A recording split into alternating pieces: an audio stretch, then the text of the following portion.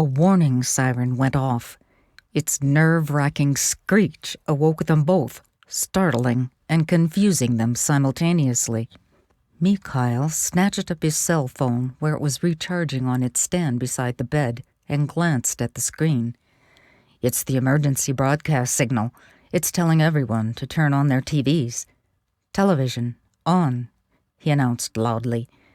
Emily scrambled out from under the covers and hurried to recover her clothing, slipping them on as Mikhail slowly rose into a sitting position. She joined him on his side of the bed as they watched the news announcer, this time a man, giving the latest update. "The spaceships. The Pentagon confirms that the satellite defense system has not been deployed. As Congress is debating on whether or not to allow the ships to land, Congresswoman Nita Barnstall-Quinn is demanding we give the incoming aliens a chance."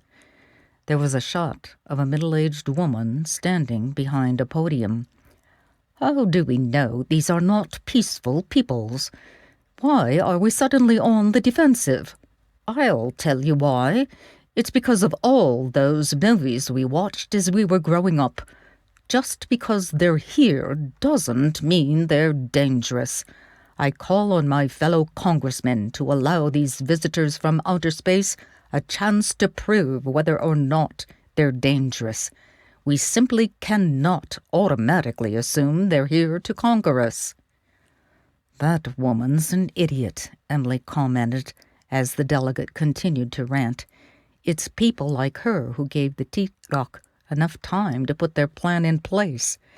If we'd blasted them all from the get-go, none of what's about to occur would happen." The newsman returned. "President McInerney has issued a DEFCON 1 alert. In addition, all military branches have been called into service in the event the alien spacecraft are dangerous." "All the military, all our weapons will be useless against them," Emily noted. "We never stood a chance." "When did they strike?" Mikhail whispered. Both of them remained riveted on the broadcast. For her, this was the first time she'd seen it, having been at work when everything initially went down. "Tomorrow. Tonight we'll get to see what the Teacock look like right after it's announced that one of their spaceships was brought down." He turned his head to look at her. "Em, is it possible the Teacock's initial purpose for being here was peaceful, and it wasn't until they were fired upon by us first that they decided to come down hard in retaliation?" She admitted she'd never thought of it that way. "It's very possible. It could also explain why they pretty much leave the rest of us alone, the survivors, because they knew they'd taken out everything that might cause them harm. Like our electrical grid and such." "Exactly. So there are no ships and such roaming the countryside, hunting down stragglers?" "No." A photo flashed onto the screen. Emily pointed to it with a gasp. "That's them. Those are the scout ships, or what I call the scout ships." "When do the motherships arrive?" "Tomorrow, after we shoot down one of those spaceships." Mikhail nodded, his lips pressed together in a thin line as he bowed his head in thought. "Television, off."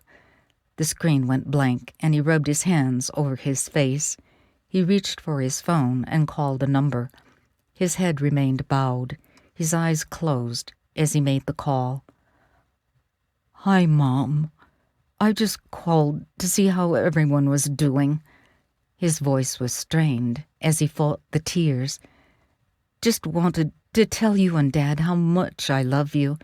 When you get the chance, call me back, okay? Love you. Bye." He laid the phone on the bed beside him as his shoulders began to hitch.